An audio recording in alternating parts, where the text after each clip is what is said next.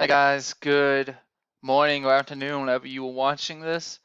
This is the recording for October 7th. Since we're not having live class today, what we're going to do instead is I'm going to go through Standard 9A. So Standard 9 is elevate key events, issues, and individuals related to the Civil War. We're going to look at Substandard A. Explain the importance of the growing economic disparity between the North and the South through an examination of population, functioning railroads, and industrial output. So we're really going to be looking at the economies of the North and South prior to the Civil War, why they were the way they were, and what effect the economies of both sides had on the war effort. Because the North's economy gave it a huge advantage in the war, and we're going to talk about that. So the North and South are very different regions, and it has been since colonial times, but even more so by the time of the Civil War, the economies of the North and South could not be more different. Now, whenever you fight a war, one of the challenges that any country faces is being able to field, equip, and maintain its military, especially when you have a long, lengthy, and costly war. Tongue-tied there for a sec. Now, the North has a better resume when you look at what they have to provide their military compared to what the South has. They have a larger population, which means you have more soldiers to draw on. They have a more extensive transportation system. That includes the railroads especially. They have way more railroads than the South does, which means that they can move troops and resources a lot faster than the South can and more efficiently. And they also have much greater industrial output. They have way more factories, than the South does. So more factories equals more guns, more cannons, more ammunition, more gunpowder, more uniforms even. There were times where the South couldn't even provide uniforms for its soldiers, couldn't even provide shoes for its soldiers. So in terms of just basic clothing for the troops, the North even has an advantage, as well as in weapons and other equipment that goes into fighting a war. The South is at a huge disadvantage in all of these categories. And just looking at it on paper, the fact that the North has a higher population, it can better equip its soldiers because of its factories, and they have more transportation, so they can easily move their troops and resources compared to the South. You would think, okay, the North's just going to walk over the South.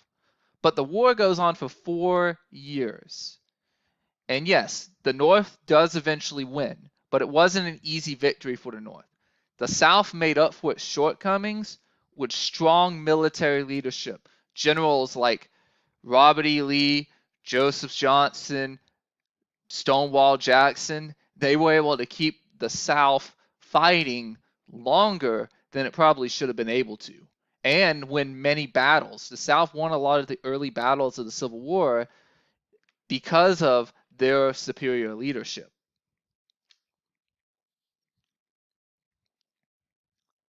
Now, it took decades for the North to become this industrial powerhouse. It didn't start off that way. The North and South have always had different economies, but there was a time when the North was not industrialized back in the colonial era. But the North started to develop a more industrial economy. We talked about that, how after the War of 1812, they started producing their own factories because they had been cut off from European trade.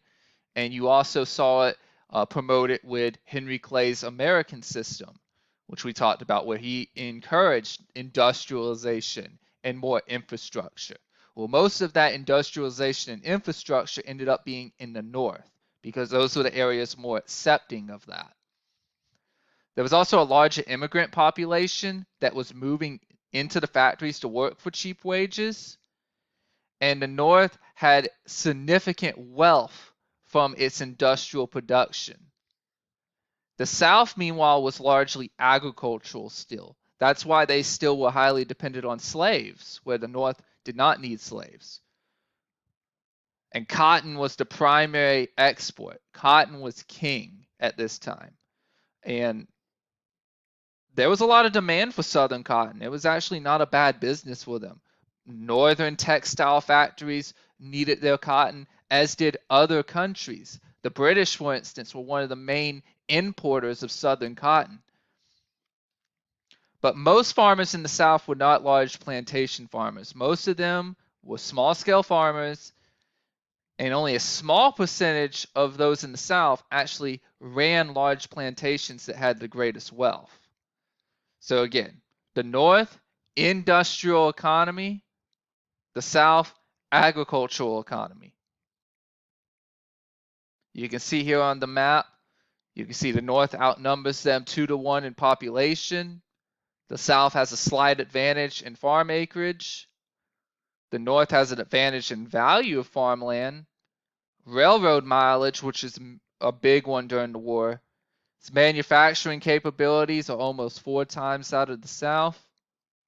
It has 6 times the workers in factories, as well as almost 6 times the amount of value of their manufacturers. They also have more money in the bank. So when you look at this chart, it really does show you how the economy of the North is much stronger, and the North has more wealth and ability to produce things than the South does. Let's look at the financial advantage, because one thing you learn, war is expensive. War is very, very expensive. Now, most of the North's wealth was from industrial production, and they accumulated that in actual cash. So their money, their wealth, was actually tied up in cash, which you can spend on things. That's good. You like to have a lot of cash assets. Now, the South had wealth, don't get me wrong, but a lot of their wealth was in land and slave investments. And unfortunately for the South, you can't really pay for guns and other equipment with land and slave investments. You need money. So the North was actually able to fund its military operations because they had available cash, as well as the sale of government bonds and taxation. So not only did they have cash available, but by selling government bonds and raising taxes, they were able to gather more. The South, meanwhile, they struggled to finance the war. They didn't have a lot of cash to begin with. There wasn't a lot of money in the South to tax or to sell war bonds for. So the South actually tried to get foreign alliances in order to, for one, get loans from those foreign countries like the U.S. had done during the Revolution. We got money from the Dutch and the French. The South tried to go to the British and the French and other Europeans and get an alliance and get foreign money to help them fund the war. And it got worse for the South when the Union blockaded the southern coastline. The Union had a much bigger navy than the South was able to produce, and that meant that they were able to block off southern ports. Therefore, the South cannot sell their cotton to the European countries and make money off of that cotton. So that really hurt them. Their paper money in the South eventually became basically worthless because they just kept printing it. And when you just print money over and over again just so you have more of it, it becomes worthless due to something called inflation.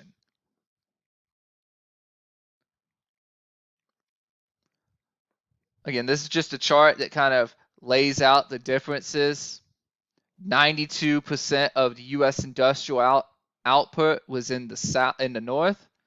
This provided them with abundant resources to produce weapons, military supplies, and equipment. The South only had 8% of the industrial output. And since they couldn't produce a lot of equipment, soldiers were often fighting with their own personal weapons, their hunting rifles or muskets that they had at home. That's what they fought with. And they even fought in their own clothing. A lot of cases, Southern troops did not have a uniform. The North even produced more food than the South did, which means it was able to feed its population. And this is due to so much of Southern agriculture being cotton, and you can't really eat cotton. So the North even had more food.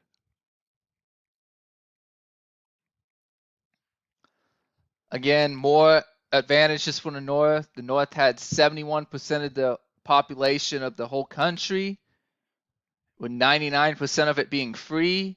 The South only has 29% of the population, and 33% of their population is slaves. So they don't have enough men to produce an army capable of defending the Confederacy, whereas the North has tons of men to build a large army. The North has an advantage in railroads, 71% of the U.S. railroad network. It's an efficient network. So the South has less of an ability to quickly move its troops where they need to be. So all in all, when you compare the Northern economy, it's industrial. They're focused. They have a lot of cash assets. They have a larger population. They have more railroads to move their troops and supplies. In every important category of economics, the South is at a disadvantage. It has less people, it has less factories, it has less railroads, they have less cash available, they're too focused on cotton, so they can't even produce enough food, whereas the North can produce plenty of food. All in all, it's just really bad when you compare their economies. The South is at a huge disadvantage. If it wasn't for the good leadership that the South had, they would have quickly lost a war.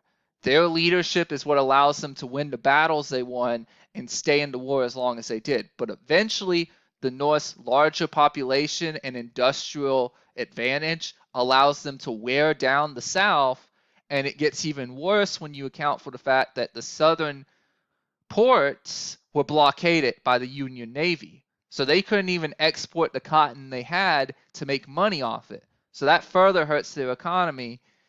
And so even the one thing the South had going for it, its cotton, is no longer an advantage because they can't sell it. The Union's blocking them from doing that. All right, guys, so that is it for this. I'm also going to attach the PowerPoint to the email that I send so you can look over this PowerPoint and the charts at your own time. Please make sure that you follow all the directions in the email that I sent to you, and just make sure that you understand this material. If you have any questions or concerns at all about Standard A, please let me know. Otherwise, that's it. Thank you for watching this recording to make up for class today, and I'll see you all back in class on Tuesday. Bye, guys.